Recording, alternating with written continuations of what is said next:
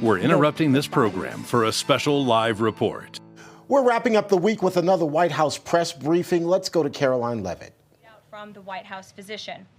Last night, Karoline arrived back safely in the United States after being detained in Russia for more than a year.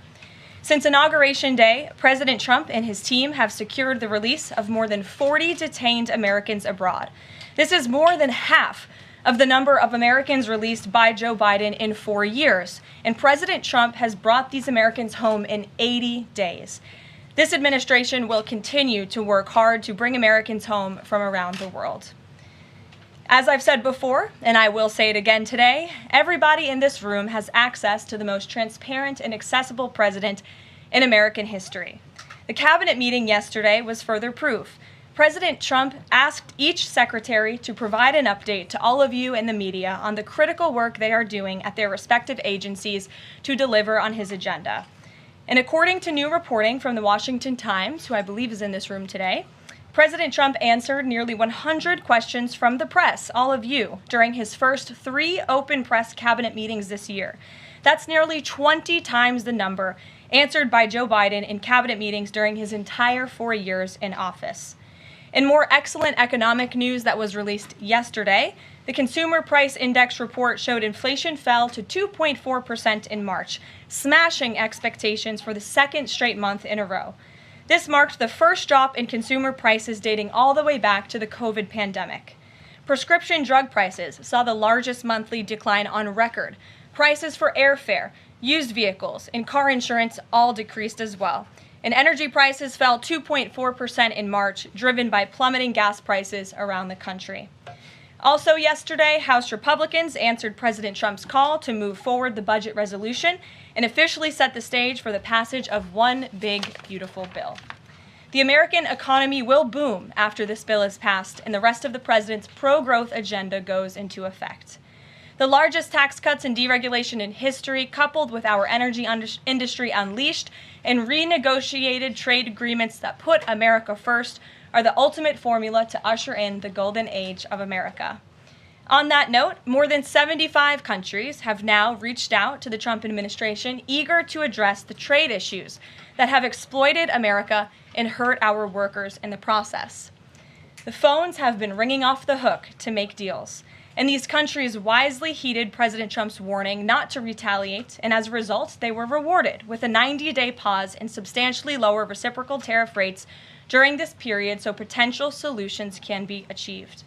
Past presidents just willingly accepted the failed status quo on trade that ripped off our workers and our companies. But that's not who this president is. He creates his own leverage and negotiates deals better than anyone else who has sat in the Oval Office before him. And that process is currently underway. On another matter, the deadline for registration under the Alien Registration Act is today. All foreign nationals present in the United States longer than 30 days must register with the federal government. Failure to comply with this is a crime, punishable by fines, imprisonment, or both. As President Trump and Secretary Noem have both said, if you register and you leave now, you choose to self-deport, you may have the opportunity to return later legally. But if not, you will be arrested, fined, deported, never to return to our country again. The Trump administration will continue to enforce our nation's immigration laws. We will not pick and choose which laws to enforce. We must know who is in our country for the safety and the security of our homeland and for all American citizens. I also have a note from the First Lady to share with you on this Friday. On Tuesday this week, First Lady Melania Trump celebrated the advancement of the Take It Down Act in the House Energy and Commerce Committee. The important legislation passed the committee with bipartisan support, and as you may remember, the President talked about this bill in his address to a joint session of Congress last month. The First Lady remains dedicated to her championing child well-being, ensuring that every young person can thrive, and, of course, championing her Be Best agenda. We urge Congress to swiftly pass this important legislation. Here in our new media seat today, we have Jordan Berman. Jordan is a social media content creator and influencer and a lawyer who grew up breaking down the news from a neutral perspective. Jordan is the host of her own podcast called Unbiased Politics, where she dissects the top stories from the week from a legal perspective.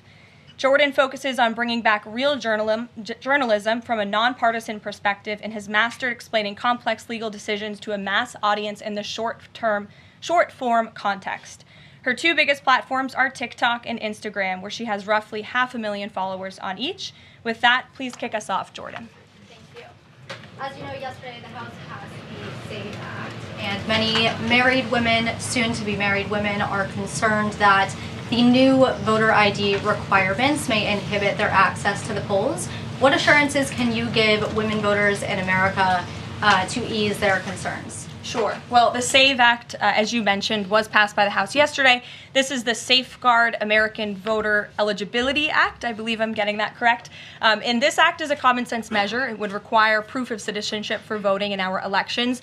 The Democrats have been fear-mongering about this bill, have been saying that married women, if their name has changed, they didn't change it on their identification, would not be able to vote. That is complete fallacy. There are outlined in the bill about how to avoid that.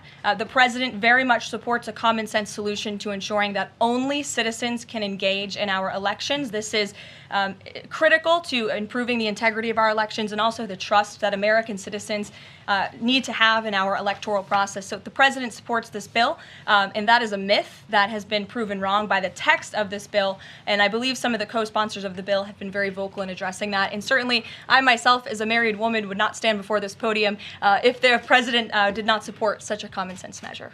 Thank you.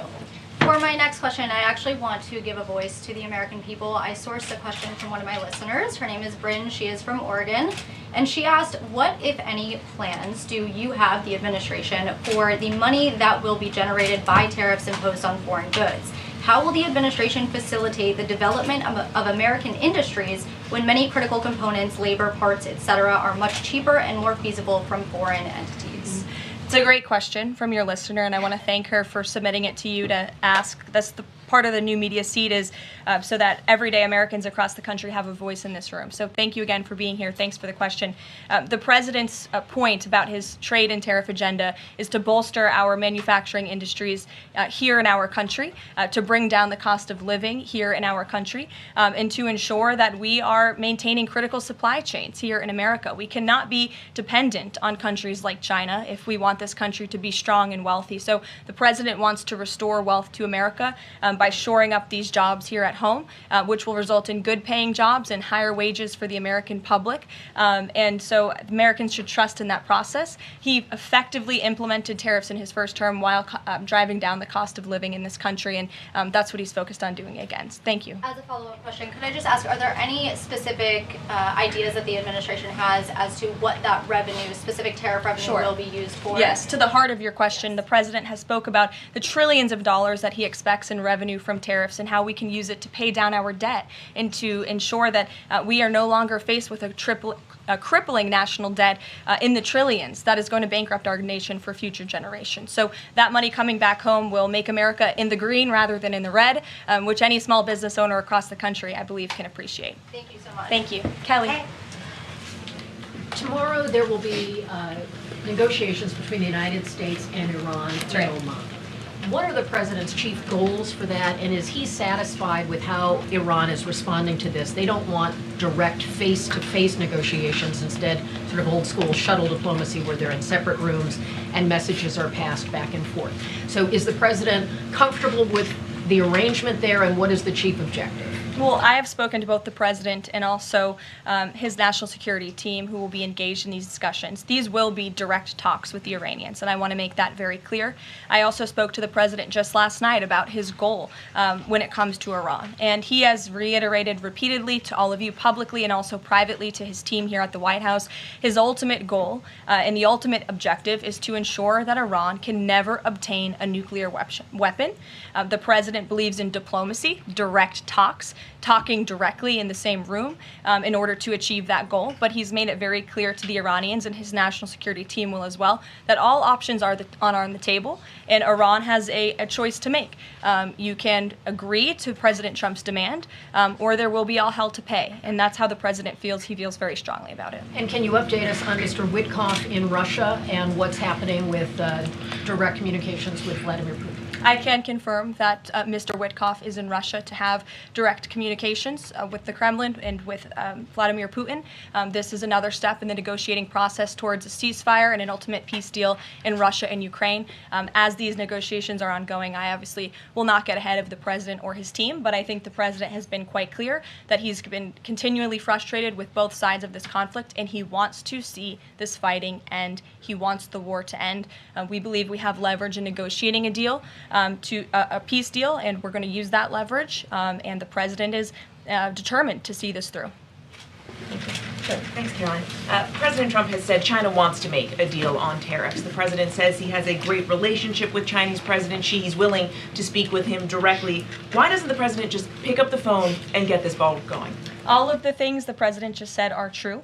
The president, as I said from the podium just a few days ago when I was up here, would be gracious if China intends to make a deal with the United States. If China continues to retaliate, it's not good for China.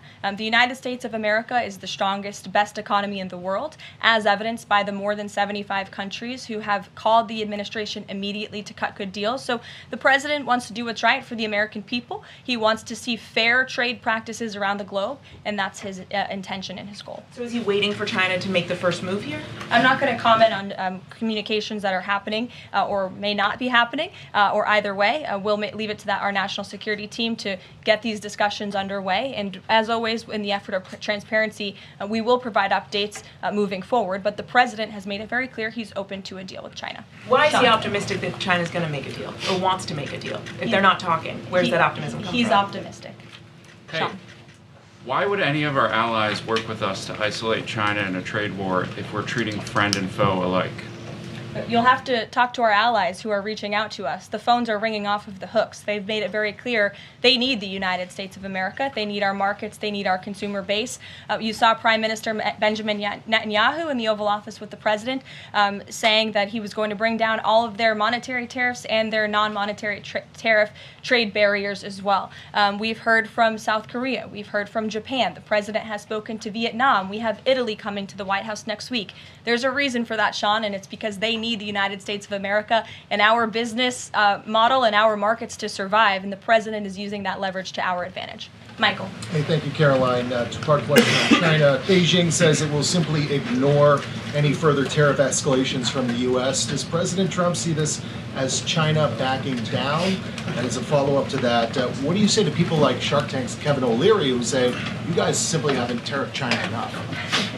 Look, the tariff rate on China remains where it was yesterday, at the 145% level. The president made it very clear when the United States is punched, he will punch back harder. And he hopes to make a deal that benefits the American worker and our companies that have been ripped off for far too long. And he's finally taking bold and courageous action to do that. You know, taking on China is, in the terms of trade and tariffs, is something that both Democrats and Republicans alike have spoken about for decades. President Trump is finally doing it. Caroline, real quick, the president of El Salvador is coming to the White House on Monday. Does President Trump want him to bring Kilmar Abrego Garcia with him?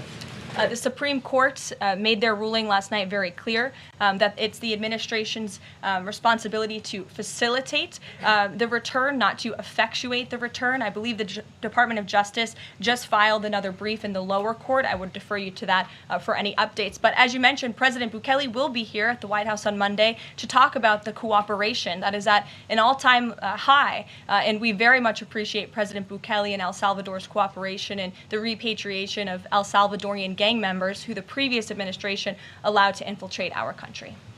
Sure. Thank you very much, Caroline. The president spoke quite highly of the great relationship that he has with the Turkish president. We know that the president might be heading off to the Middle East very soon. Is he planning to meet with the Turkish president, either here in the White House or in Turkey? Any plans? I don't have any details about the president's overseas trip other than to say he was surely going to Saudi Arabia. There could be more countries as part of that trip. We're working on the details, and as I've said repeatedly, we will provide the details of that trip as soon as possible. A trip to Turkey or his invitation to the Turkish president is under consideration? I'm not going to comment on the details of the trip, but once they're confirmed, I will certainly let you all know. Yes, Stephen. Thank you, Caroline. I'd like to ask you about presidential health and also about tariffs. On presidential health, are there plans for the president's physician to come here and take our questions? And also, President Trump repeatedly makes remarks about the former president's health. Is he considering using his executive powers to bring any greater transparency there? As I have said, the president is undergoing his long-scheduled physical. It's a yearly physical that every president receives, and we will provide an update on that by the president's physician as soon as we possibly can. And about the former president and transparency regarding his health, are there... Well, I can tell you there was certainly a lack of transparency from the former president, from the entire former administration, and frankly, a lot of people in this room when it came to the health and the competence of the former president of the United States, Joe Biden. There was one of the greatest cover-ups and frankly political scandals this nation has ever seen. It's been unraveled in some recent books that are being written by journalists who engaged in that cover-up and scandal, which is quite ironic. But this president is clearly committed to transparency. You in this room see him and hear from him on a daily basis. You in this room know from covering him, it's hard to keep up with him. He is a machine working around the clock every single day. And the physician, after today's physical, will provide an update on the report in the effort of transparency. If I could ask about tariffs, there have been big swings this week in the Treasury bond yields. There's a theory that it might be because of China dumping these as leverage, driving up costs for U.S. loans like mortgages. Does the White House have evidence that this is in fact a result of Chinese dumping, and if so, is there a message on that? Not to my knowledge, but I would check in with the Treasury Department on that. I can tell you I know our Secretary of Treasury, Scott Bessent, is keeping a very close eye on the bond market. He spoke about it at the White House this week, and I know he's keeping his eyes on it day to day. Ed. Thanks. Thank you, Karoline. So the administration, I have an administration source who's telling me that we're weeks away from the first deal with the country over tariffs. Where is the administration? How soon can we see that? And what country is that first one? I won't reveal or get ahead of our trade team as these negotiations are obviously ongoing, but I can tell you very good progress has been made. Jameson Greer was on television this morning and I spoke to him, and he confirmed that more than 15 offers are already on the table, which is remarkable in just a mere matter of days. And as I said earlier, we've heard from more than 75 countries around the world. This is a team effort. The president has a team of great, brilliant advisors who have been with him every step of the way, and all of them will be divvying up the workload. And I just want to give the president and his trade team credit for taking this on. This is a massive undertaking. There's no doubt about it. We take it very seriously. The president is determined to renegotiate global trade on behalf of American workers. And again, you've seen people on both sides of the aisles calling for this for years, but I think no other president lacked the courage or maybe the work ethic or the stamina to take on such a task. And I know there were some questions about the president's delayed departure earlier to Walter Reed. I'd like to address it was because he's working on this very issue, so he was running a bit behind this morning. On the 90-day pause, what would the president need to see in order to extend that 90-day pause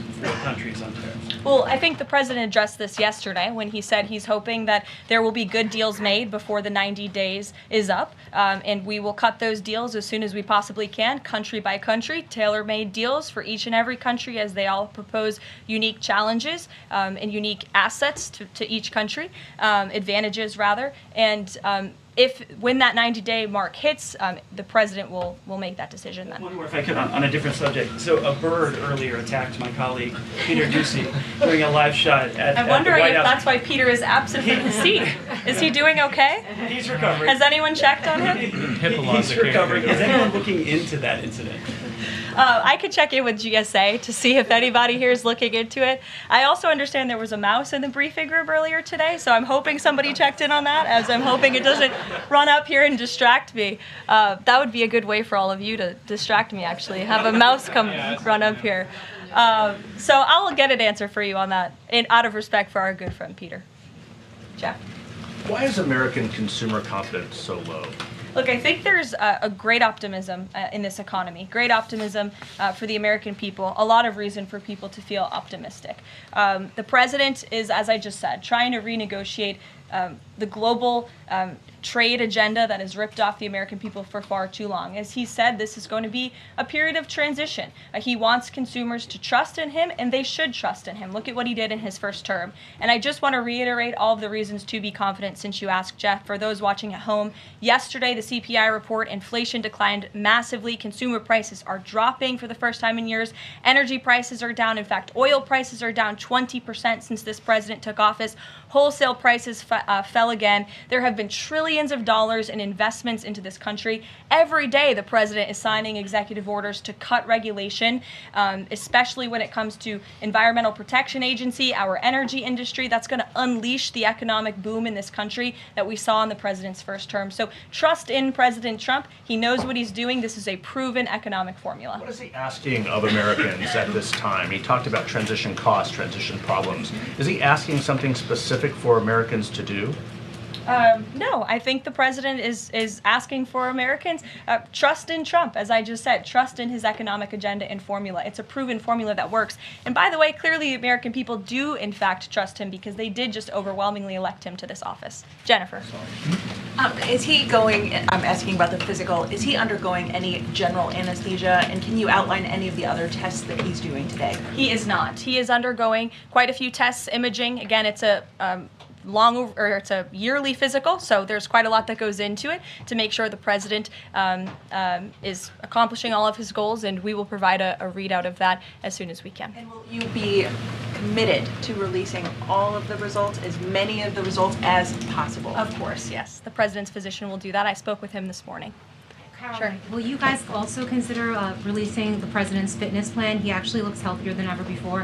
Healthier than he did 8 years ago, and I'm sure everybody in this room could agree. Is he working out with Bobby Kennedy? And is he eating less McDonald's? I can confirm the president is in very good shape, as you see, on a near daily basis here. And in that vein, thank God it's Friday. It's been a very long and busy week here at the White House. We will see you all on Monday, and we will release the results of that report as soon as we can. Have a great weekend, everybody. Thank you. Have a great week.